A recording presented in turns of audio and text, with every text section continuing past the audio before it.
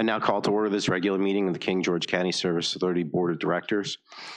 We'll have an invocation by Mr. Morris, followed by the Pledge of Allegiance by Mr. Miller. Please stand as you're able. Let us pray. Lord, be with us tonight as we conduct the business of the Service Authority. Guide us in our decision-making to make the right decisions for our citizens, our customers, and our environment. In your name we pray. Amen.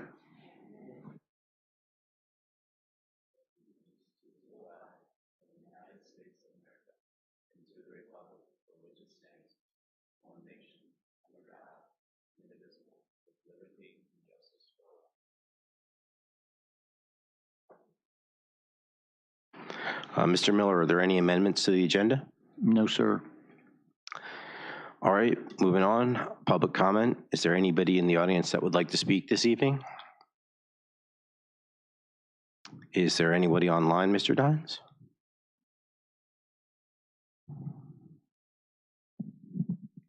No, Mr. Chairman. All right, we are closing public comment. Moving on to reports of members of the board. Ms. Binder? No report at this time, but Merry Christmas and Happy Holidays to everyone. Ms. Cleveland? No report. Ms. Kupka? No report. Mr. Morris? Just a quick thank out to staff for addressing the tree that came down at St. Paul's and was laying in the roadway and for getting it cut up and out of the roadway. Thank you. And I just want to thank everybody for taking over in my stead over the last couple of meetings. I appreciate it. Moving on to the consent agenda. I move to approve the consent agenda as written. Second. I have a motion made and properly seconded. Is there any discussion? All those in favor? Aye. Aye. Chair votes aye, motion carries. There's no commission agency reports this evening, so we're moving on to presentations reports. Up first is Mark and Bowden with Bowden Environmental. Good evening, members of the board. Good to see everyone this evening.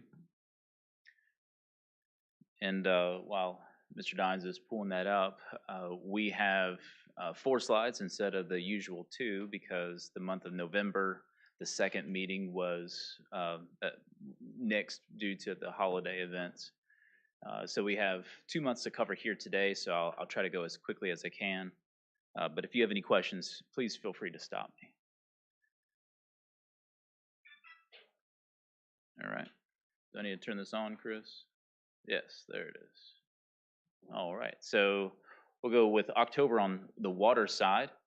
The Mammoth Tower was drained and prepared for the contractors to come in and start the tank cleaning and the inspection process. And the contractor that the county is utilizing is Southern Corrosion. There was just a chemical dosing pump at Brumby that failed and was replaced for reliability concerns, and it also standardizes a lot of our pumping equipment in the distribution system. And so if parts are needed or repairs are needed, those are quickly addressed. We met along with the King George County folks with DEQ at the Potomac, Clydell, and Saft locations to look at proposed well corner of 218 and 301. We also, during the month of October, we switched chemical suppliers from Univar to a company called Brentag, and we've had some issues with that.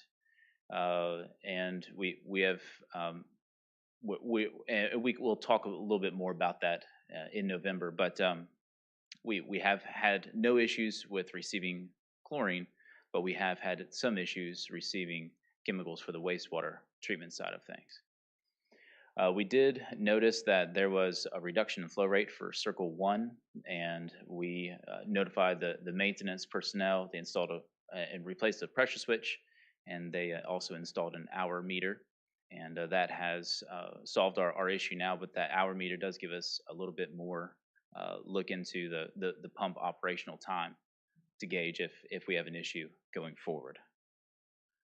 For November water, Southern Corrosion begun their work on the tower, cleaning and inspecting. and that is going well. Canterbury well system, we did have a malfunction. The chlorine pump was allowed to run continuously. All of these processes are very automated. And so this is not an unusual circumstance in water and wastewater utilities. So it does happen. But the key thing to note is that it was found, flushed, and we prevented a chlorine spike out in the distribution system. The maintenance staff also were able to rectify that situation and create the repair. So hopefully this will guard against that in the future. Continued working with Brentag to increase responsiveness with chemical deliveries. That is still being a somewhat of an issue. Like I said, not with water particularly, but mostly with wastewater. We are continuing to optimize our green sand filter backwash cycles at all of the facilities, not just at one in particular, but all of them. We're monitoring the recovery rates before and after backwash cycles, and we're also monitoring inlet and outlet pressures, and then also the capture rates of the iron and manganese to dial in the frequency of which we backwash. That will reduce water loss, unnecessary water loss, and it increases the filter's capacity to hold more iron and manganese during each cycle. We also hired another operator for this project. Allison Henry comes to us from the Riviana water plant down in Charlottesville, but she's a dual licensed Class 1 operator, so her operational knowledge and know-how will certainly benefit our operations and our team here. And so we did want to notify that. So we have 2 Class 1 operators, wastewater operators. So we're not only meeting the needs of DEQ and regulatory agencies, we're trying to go a step beyond that.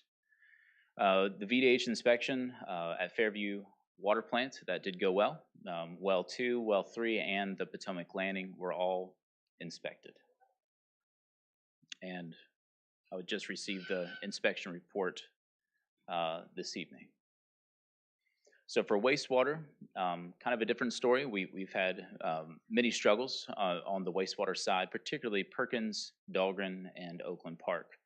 And the struggles that we face are most notably correlated to infrastructure age, and we'll go through this. So we did notice that rotor 2 had some loose bearings. The rotors are what provide dissolved oxygen in the bioreactors. Air is really the heartbeat of a biological process, so that's extremely necessary. So rotor 2 was giving us some issues. The maintenance personnel from King George were able to come in and perform that repair, but we did have to have the rotors off for a short stint of time, which can be detrimental to treatment processes. There was also a reuse pump that failed that we had to send off for repair. And the water reuse pump is particularly used in the belt press operations for essentially cleaning the belt after it squeezes the water out of the solids. And so there is a cleaning process that this reuse water is utilized for.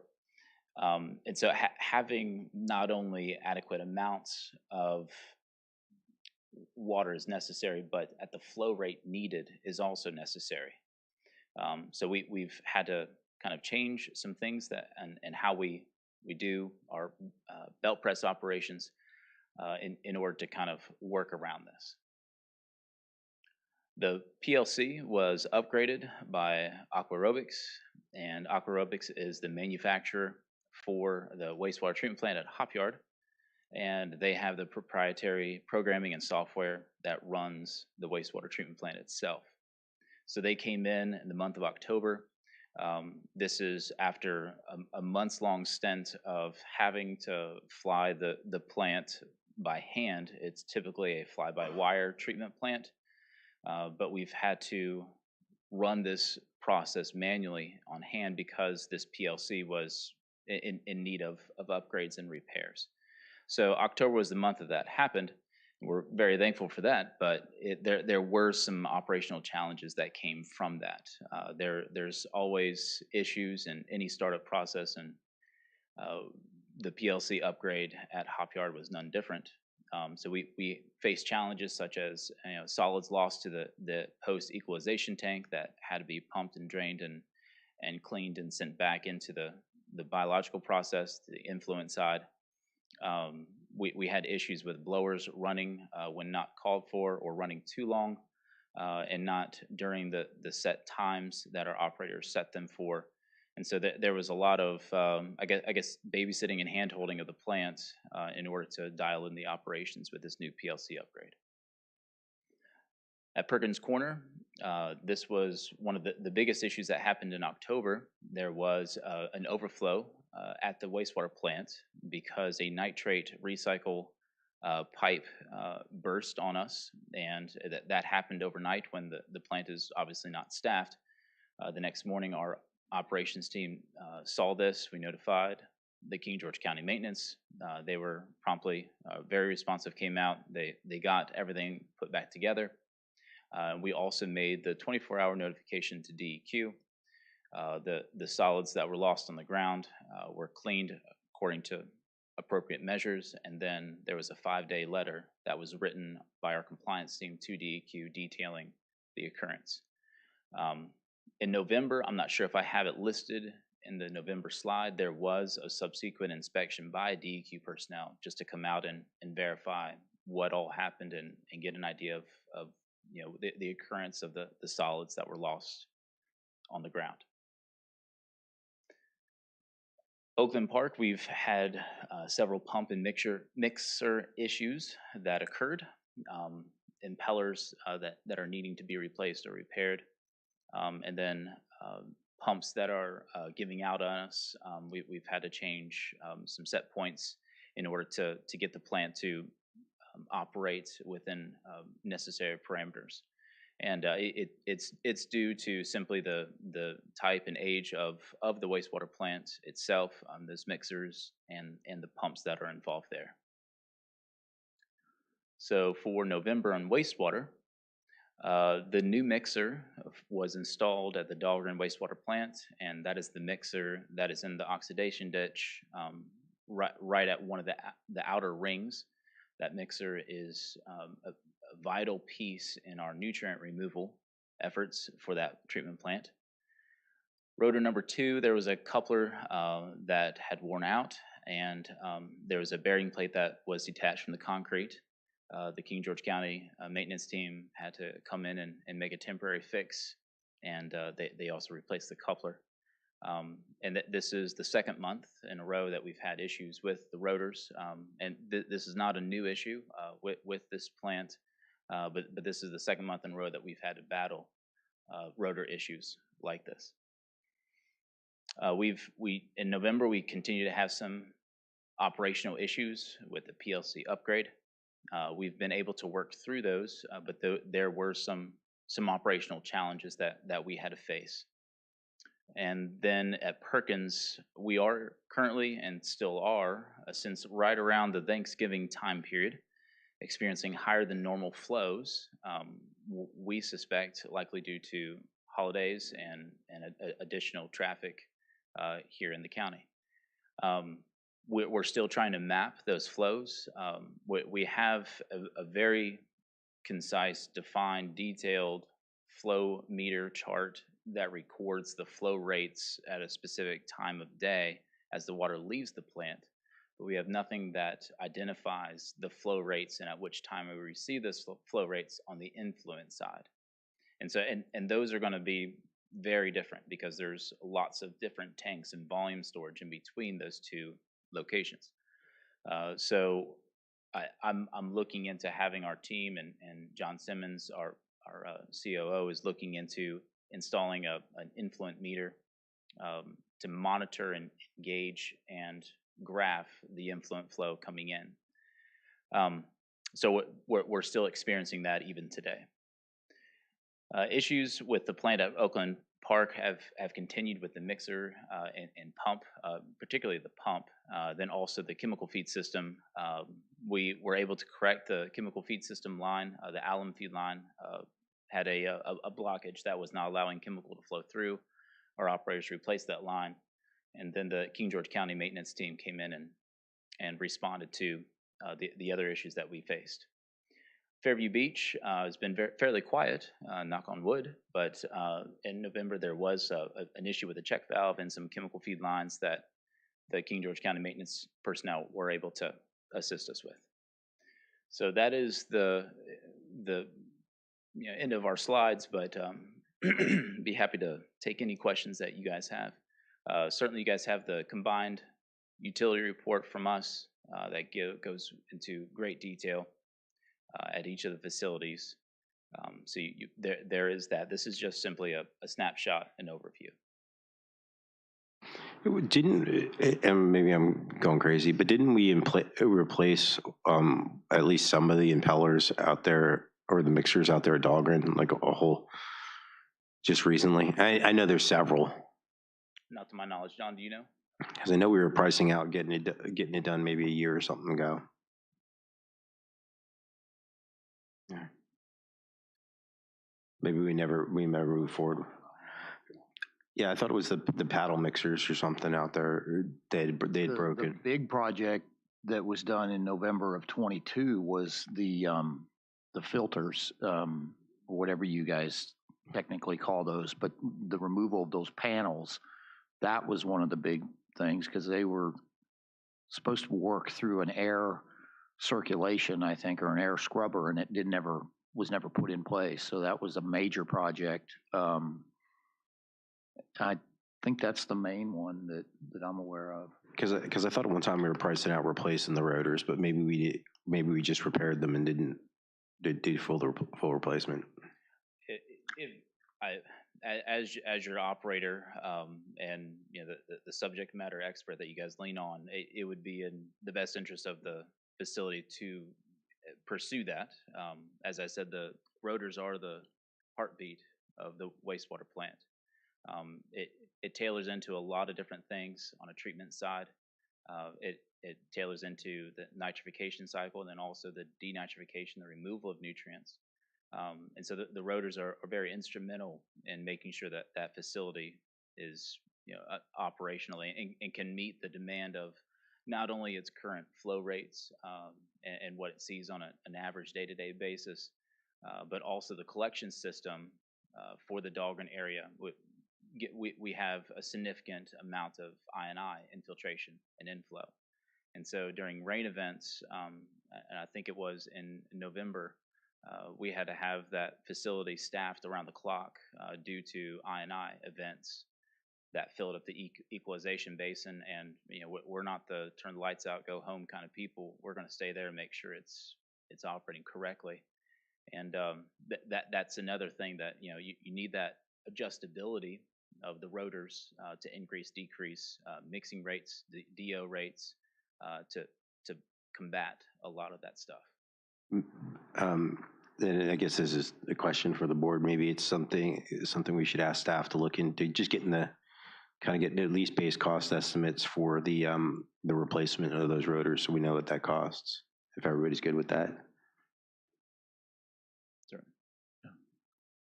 Can you assist us with that? I know that we certainly can. I know that in the Mr. Young and Mr. Cusenberry had put together kind of a CIP on steroids, if you will, to kind of look at a long-term plan for the county. There were some of those types of projects were on there because they worked with you. They worked with Mr. Randall from TRC, and trying to really just get an overall future for the service, for the wastewater service. So yes. Sure. Yeah, we can certainly do that. We'd be glad to. Mr. Chair, may I ask a question? Thank you. Thank you for your report this evening. You mentioned what I was going to ask about the rain event last month. So the last 2 Sundays in a row, we've also had significant rain events. And I know obviously you're not doing the December report and those happen in December, but did you likewise have to Yes. be, yeah, that's what I You're thought. correct. Yes, we did. We've additional staffing, and we did see additional flows. And we saw additional flows at all of our facilities, and not only King George, but across the board. Yeah, we've had some significant rain in this region, Okay, thank you very much. certainly. Mr. Chairman. Thank you. Good evening. I had a couple questions about some of the issues that were on the report. And I noticed there's a lot of issues the last couple months. So I feel like sometimes the lines get blurry between maintenance and your crew. And so the question is, who is responsible for noticing like when bolts are not tight or something like that? So the maintenance comes in and fixes it. Is it your crew that should be looking to see if those things are not working correctly? So it is up to us to identify issues, either equipment-wise or what have you, and report those to the maintenance personnel of the county. So can you tell us how that looks as far as like, do you have a daily inspection where you go in and have a check sheet where you're looking at the different things? What does that look like? So we have, but when our operators show up to a plant, there's an initial walkthrough with various items that they are required to look at and put some eyes on to make sure that the treatment process is performing well. And the process that we've kind of implemented here, they're going to notice if something is off. That could be a smell, it could be a visual inspection of the clarity of the effluent or the color of the mixed liquor in the aeration chamber. So there's many different tells that will say something's off, something's not right, we need to do some further investigation. There's also monitoring of chemical vats and the usage of the chemicals that we feed. And so we can see if a chemical line is becoming clogged or a pump is wearing out. We're able to track and trend those. For issues, particularly like with Dahlgren, it's an issue that it will run until failure, and there's nothing that will indicate that there's a problem or a problem is creeping up. Just the mechanics of it. It's either operational or it's broken. It needs to be fixed. And there's no really telltale way, particularly for our operators, to go in and say that this will become an issue, because frankly, the rotors and the shafts and the gear drives at the Dahlgren facility, it needs to be replaced. And there's always going to be an issue. There's always going to be there's a lot of temporary fixes. So I think that's how I could best describe that situation there. Okay, yeah, I understand that. So the stuff that malfunctioned or when you were noticing the bolts, it was with your daily inspection, and then you're calling up our maintenance, they're coming in and they're fixing it. But are these things being taken care of? Like, are they being seen immediately, or was there a delay in any of these issues to be seen? No delay, because we're there every day. Some of these facilities were there 12 hours a day. So if something goes bump in the night, you're not going to see that until the next morning. And there's no alarm or telemetry that will indicate that there is a problem otherwise. And so if you don't go and put eyes on it, and every day we have eyes on it, that's when you will see these issues. Okay, thank you. Certainly. Are there any other questions? Thank you. All right. Thank you. Next, Mr. Eisenbeis's report is basically linked in with Mr. Imboden's report. So I think that they kind of demonstrating how they work hand in glove, and I do appreciate Ms. Cleveland's comments. We could perhaps give board members a kind of an overview of what you guys do on a maintenance standpoint, just so that they understand kind of yes. So what our operations and maintenance contract and what is in our scope is maintenance items that are of the preventative nature. And so that would be, greasing or checking an air filter or checking a belt, small oil changes if it's not a large motor or piece of equipment. Those items that are preventative in nature. It could be replacing a small chemical feed line, or doing a tubing that needs to be replaced. So for everything that's outside of a preventative maintenance nature, and we have preventative maintenance schedules that we've developed for all of the utilities here. That is, if it's outside of that scope, that's when the maintenance personnel are called in to enact a repair. Mr. Chairman. Yeah, thank you for that, because what I was trying to understand was that preventative maintenance, if that's happening, are you on a schedule where you're servicing it on a consistent basis? And then, so these things that are happening, we're going in, we're doing our checklist, we're seeing that this bullet's messed up and we need to call somebody in to fix it. Correct. I understand. Thank you. Correct. Certainly. Any other questions? Mr. Eisenhuis, did you want to add anything? Because you're kind of the next up. All right. Well, then we'll move on to TRC Company's presentation.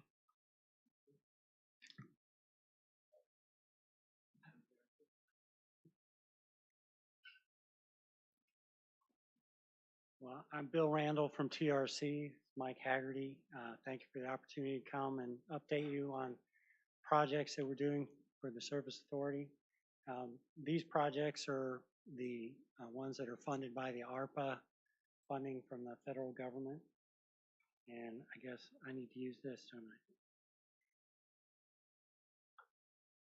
So we have projects for you all on the water systems as well as the wastewater systems. And so we'll be going through just kind of updating on these projects. And I think Mike is first. Good evening. I'll just kind of quickly run through the water system projects that we have underway that are ARPA funded projects.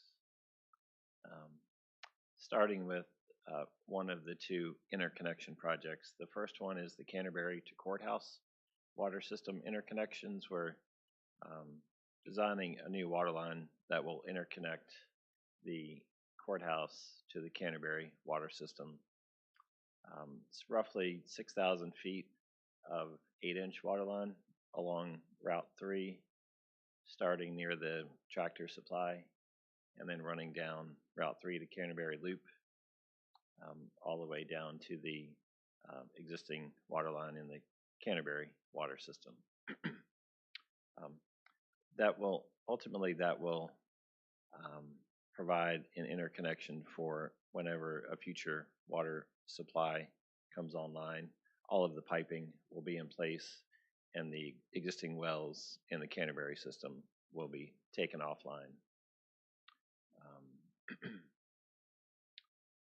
And in terms of what the status is right now, so we have designed plans that have been approved by VDOT, VDH, and county approval is pending acquisition of a handful of easements throughout the project area. I believe we have nine easements that will need to be acquired. And then once the easements are acquired, we can move into the bidding and construction phase. Next project looks very similar. It's the Courthouse to Circle water system interconnection. Roughly 4,000 feet of 8-inch water line, beginning near the elementary school and then running along Route 205 to Circle Loop, and then tying into the existing water line in the Circle water system. Again, the Circle well will be taken offline once the interconnection is in place.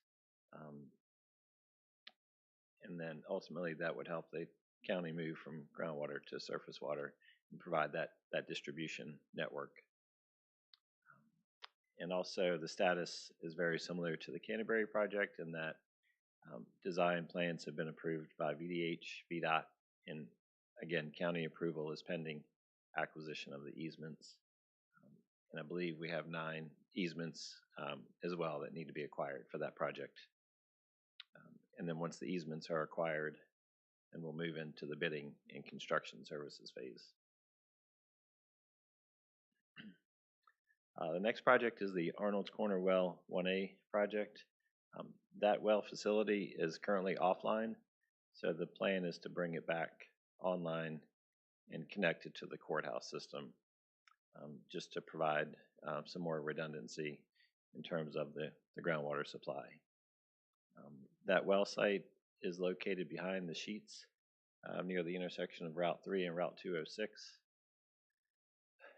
And ultimately, we're gonna demolish all of the facilities that are there, the existing well building, storage tanks, and provide a new treatment building and connect it to the system. Design plans have been approved by the county, and we have a couple comments to address with VDH. And then once we do that and get VDH approval, then we can move into the bidding and construction phase. Mr. Chair, I have a question. What is the distance between the sheets and the wellhead? The concern would be something happened with the underground fuel tanks at Sheets.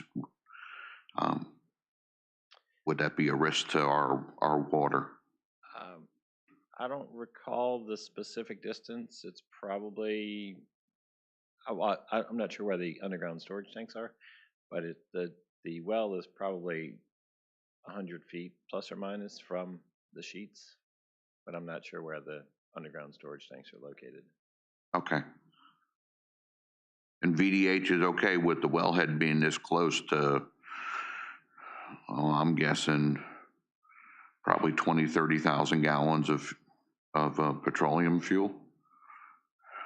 To my knowledge, VDH does not have any concerns with that well site. I mean, we have had conversations with bringing that well back online, and at no point have they indicated concerns with the proximity to the gas station. And they have no requirement of how far you have to be from fuel storage?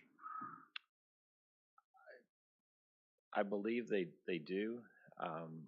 I'd have to double check, but I mean, you know where I'm going with this. Yes, sir. Yes, sir. Yeah, I mean, look at what happened up in Fairfax City with the tank farm and took out that whole subdivision of Manitou when the fuel leaked into the ground. Yeah, I mean, I can certainly have a follow-up conversation with VDH to confirm that they don't have any concerns. Okay, thank you. Yes, sir.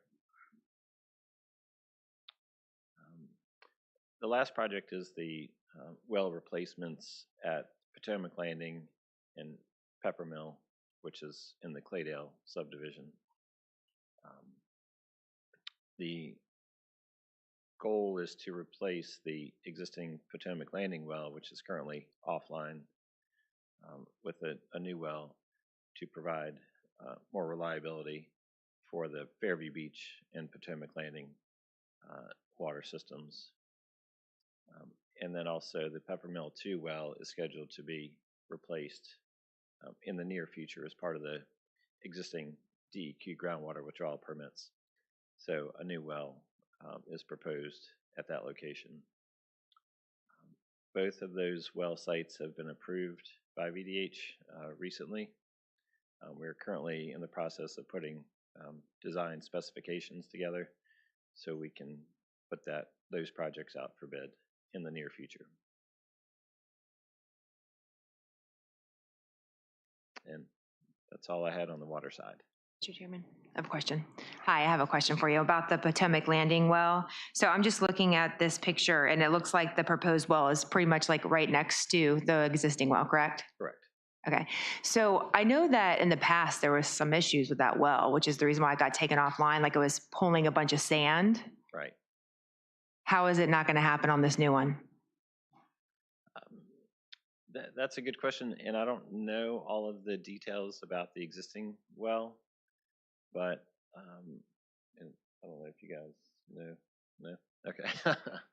I would say usually when a well starts to pull sand, it has to do with the screens that are in the well have deteriorated, and it's letting the So that's what happened with. walls of the well basically collapse into the water.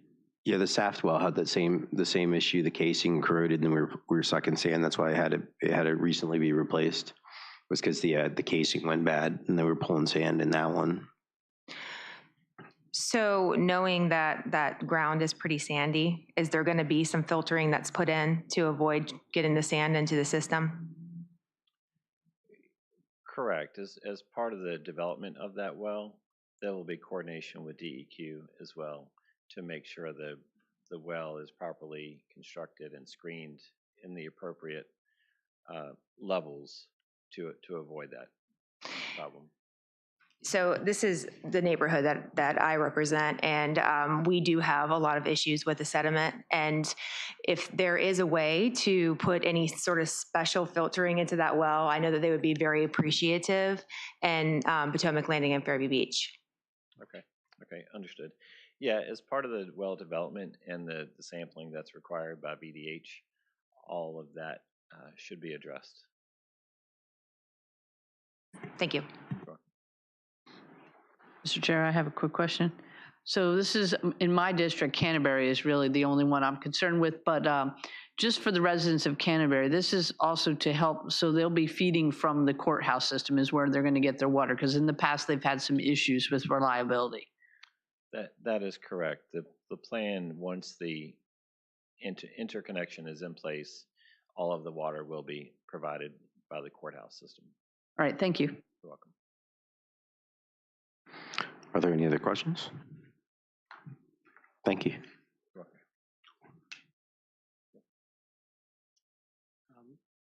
And I'm going to update you on the projects that relate more to the wastewater side of things. And most of these are to resolve particular issues that have been brought to the forefront by difficulties in the system.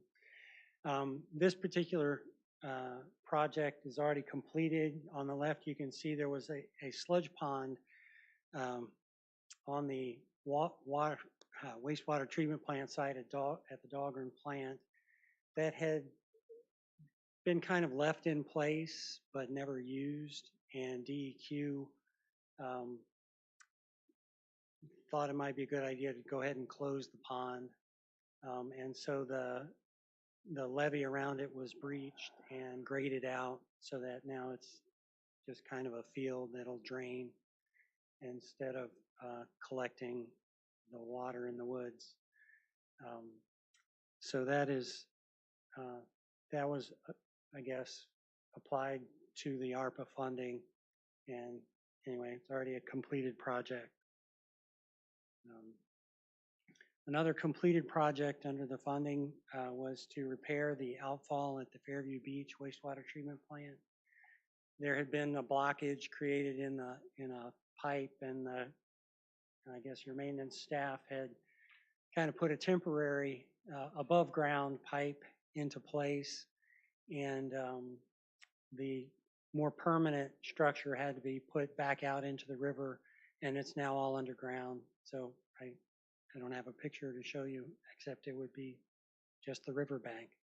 But anyway, a new outfall was designed and put to the location of the old outfall for the Fairview Beach wastewater plant, and this project has also already been completed.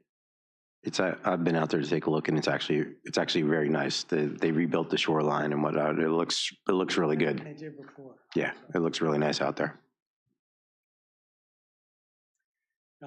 Another project, this is at the wastewater treatment plant. A sludge pump that feeds the Bell filter press has failed, and you can see it's taken apart there on the screen.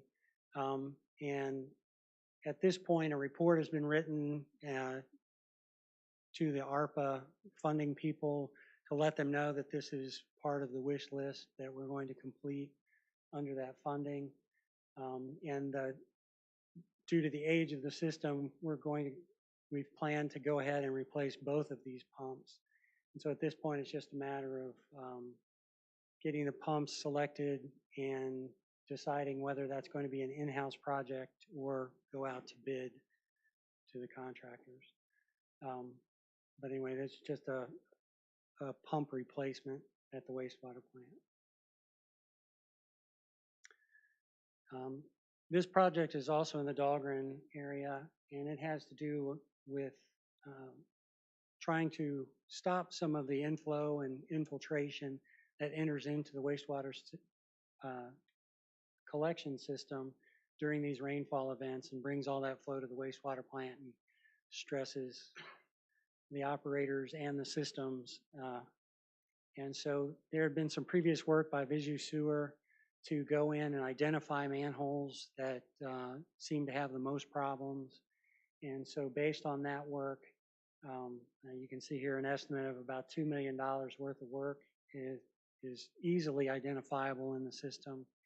And again, that's just a matter of now, I guess, getting contractors selected, going out to bid, getting that selected so that work can begin. And those repairs can be made in the collection system to make it a little tighter, benefit the treatment plant as well. And the last project is also at the Dahlgren Wastewater Treatment Plant. In this case, aging equipment, the impossibility of getting spare parts, and have led to needing to replace the disinfection system, which in this case is ultraviolet light. And it's pretty much a simple equipment replacement that's currently under design, and then it will go out to bid with contractors. So those are the 5 wastewater projects that I'm associated with that have been approved for ARPA funding and are moving forward if not completed. Any questions about any of these? Quick question. For the UV system in the sludge pump, what is the lifespan of one of those systems? For the most part, when we design a piece of equipment like this in a wastewater plant, for something like a UV system, we would say it's probably a 10-year lifespan because the technology changes pretty quickly. And this system's actually older than that, but it quickly becomes impossible to replace parts in electrical systems. For something like a sludge pump is in a kind of high use situation where it's going to see a lot of gravel and kind of hard stuff. You hope it'll go 10 to 12 years. You design it so that if it goes 20, it'll still have enough capacity, but you can count on starting to replace parts kind of piecemeal at about year 6. There are parts that are designed to wear out, and then but if you can kind of limp along for probably 20 years with one of those pieces of equipment, but at some point, again, the models become obsolete, spare parts become hard, and so usually we see them go about 12 to 15 years. All right, thank you. Are there any other questions? I want to thank you for your presentation. I do appreciate the numbers in there so that the general public can see how expensive some of these things are. And we are appreciative that that we have government funds to help cover a lot of this stuff. Yes, it's very generous of them. Thank you. Moving on to action items, we have one action item for tonight for discussion, and that's we have it in the budget, whatnot, and as we move on to kind of getting the authority reorganized and moving it into the utility as it's been adopted.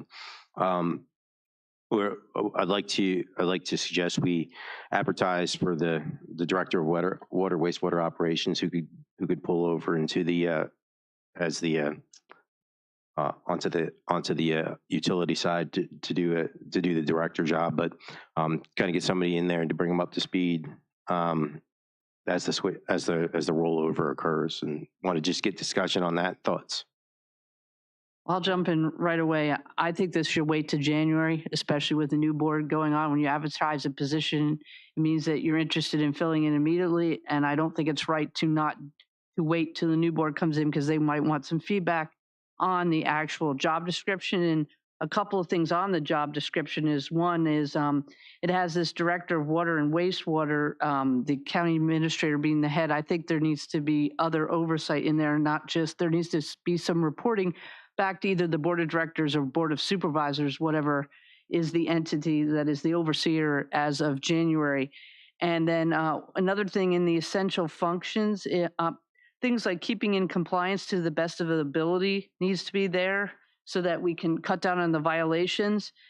File reports and give to either the board of directors or board of supervisors per meeting, and budget updates of how we're matching the budget and expenses, to make sure we have enough money in the budget. And then my thing that I've always said is we need to make sure that it keeps abreast of preventive maintenance and long-term forecasting, especially with what we just heard tonight, that there are parts that do have lifespans of 6 years, 10 to 12 years, to make sure that we're making sure we have a schedule to replace those parts. But I really think that we need to discuss this, especially, I know Mr. Parker, on those restructuring committees, we talked about, do we want a director of water and wastewater, or do we want to merge it all into a public works department like other localities do? I just think those other supervisors need to be allowed to be part of the conversation. Thank you. I agree. Any other thoughts? Yes, Mr. Chair. So this description says pay grade 221. Can you please advise what that is? Because there's no salary, no range anywhere here.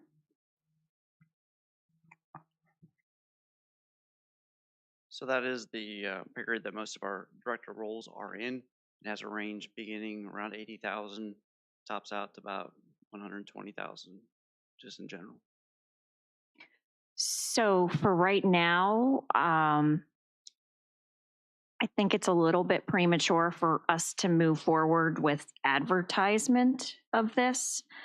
And I would be more inclined, because there is a proposed merger in the works, that ultimately the Board of Supervisors would be absorbing this department. I think this is a decision for the Board of Supervisors, and I'm willing to not do that this evening, but wait until the new board takes over. So is that kind of the consensus? Wait till the new board takes over? Yeah, that's what I'm feeling. All right, so we'll table that. We'll table that, and it'll come up somewhere in the beginning of January for the new board to take a look at. General Manager's report. Thank you, Mr. Parker. I guess the first thing is you may have gotten notice that Rogers Creek, which is in parts of King George and also parts of Westmoreland, there was a shellfish ban that the Virginia Department of Health put in place. I want to make this very clear, and I think we had one of these back in the summer. This is the result of the Colonial Beach wastewater project that they're doing, which is some infrastructure downtown. So that has affected those areas. This had nothing to do with Dahlgren or Perkins Corner. I want that to, be very clear, because I think the last time we put out a notice about this, kind of repeating the VDH notice, it kind of caused some confusion. So we're not going to put out a notice. We will answer any questions, I guess. If anybody does have any questions on Facebook or calls us, we'll certainly, respond. But this has to do with the Colonial Beach project, and also probably the result of the rain that they we're encountering, just like we were. So the other item on there, KGI Communications water tower rental at Arnold's Corner in Oakland Park. KGI Communications has a current lease agreement with the King George County Service Authority, and they would like to terminate this lease. In talking with Ms. Lackey, she does not feel that there's any justification to act on it at this time, to accept that request for termination. And I'll certainly let her respond, from a legal perspective. But it is income that the board gets, that the county service authority does get. So I would continue to take that income as long as you can. Is there anything you want to add, or you don't probably want to? Yeah, so their lease is for a fixed 5-year term, and I think that's pretty clear. They haven't given any other contractual reason for termination other than they'd like to. So I don't see any reason that we would be required to honor that termination request. And if you can indulge me for 2 minutes, I have a presentation to provide to you all, because I believe that this is all of your last meeting. Perhaps some may be reappointed, but I have to take care of some procedural business.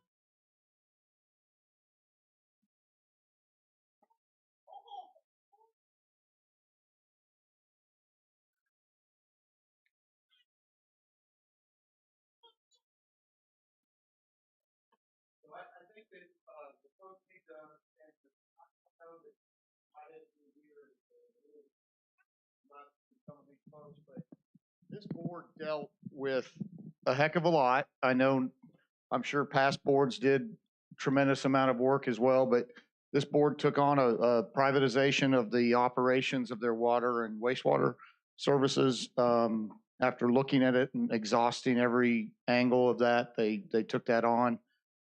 They've had to deal with a lot of consent order issues. They've had to deal with me as an interim general manager. Whenever somebody tells you you're going to be the interim, it's usually a longer term than maybe what that implies. But I've enjoyed it. I appreciate the support that the board has provided. And they really have also kind of had to deal with a lot of challenges earlier that prior to me getting here, where they had to deal with the rate issues and things like that. So just wanted to, on the way out, we wanted to recognize you all for your service and provide you with a little information and a memento. So hold on.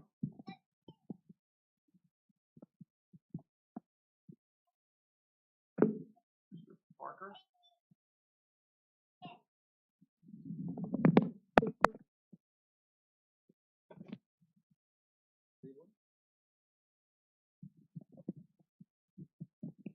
Yeah, Ms. Bender, you may stay on. Yeah, right. You'll get another one.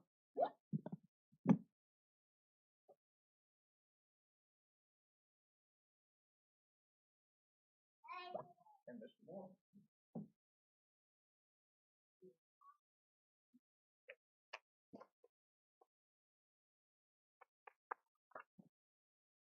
Y'all want to make any comments about?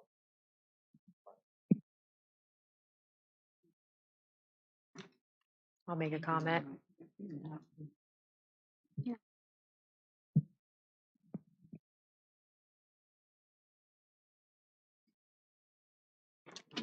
Thank you so much for this. This is really nice. It's been really a fun ride with the Service Authority, and hopefully my contribution added value, and appreciate working with all of you.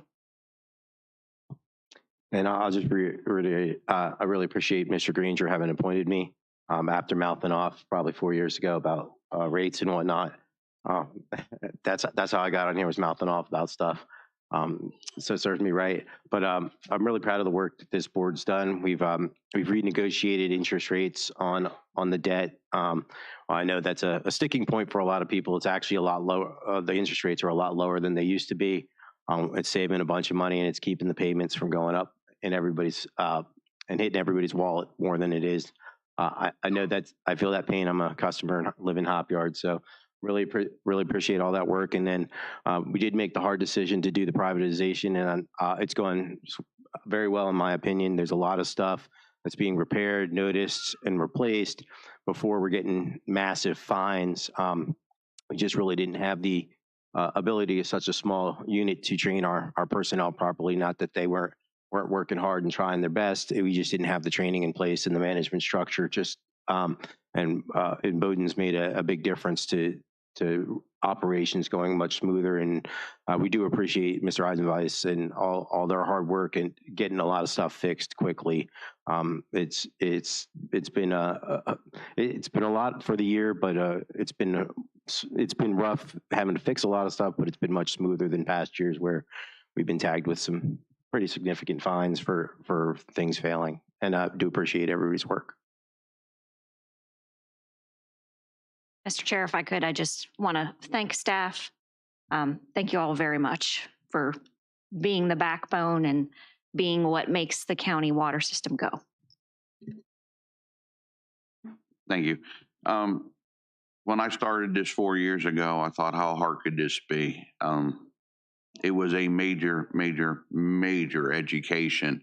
I did not at the time realize the complexity and the number of different regulatory agencies that we deal with and the conflict between the different regulatory agencies. We have one agency telling us we can't do something and another one saying we can do something, and trying to get them to come to a consensus.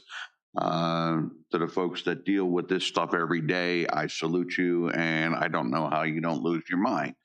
To the citizens, I've tried. I understand the frustration with the bills.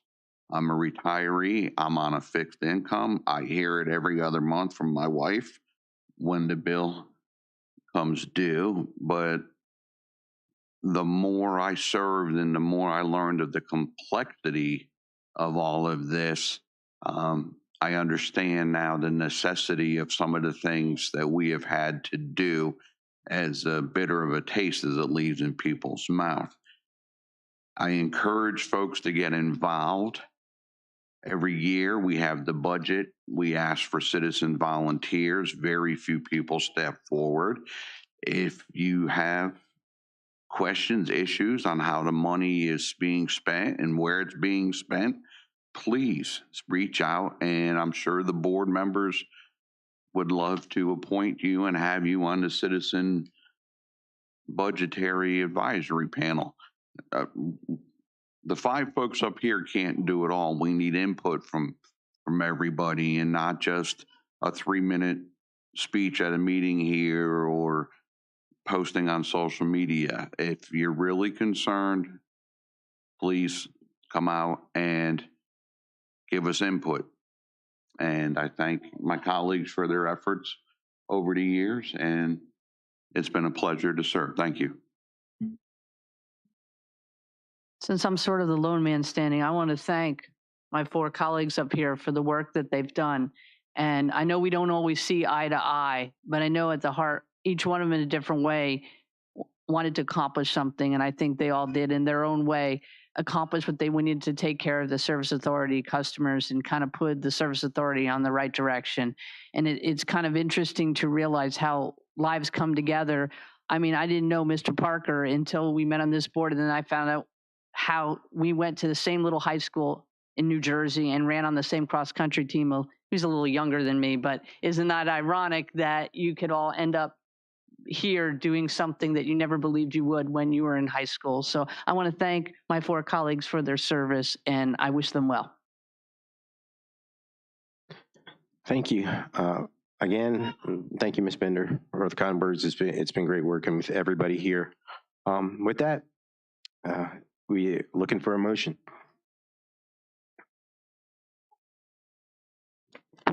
I make a motion that we adjourn to Tuesday, January 2nd, 2024 at 6:30 in the boardroom. Second. A motion made and properly seconded. Is there any discussion? All those in favor? Aye. Aye. Chair votes aye. Motion carries. We are adjourned to January 2nd, 2024 at 6:30 p.m. here in the boardroom.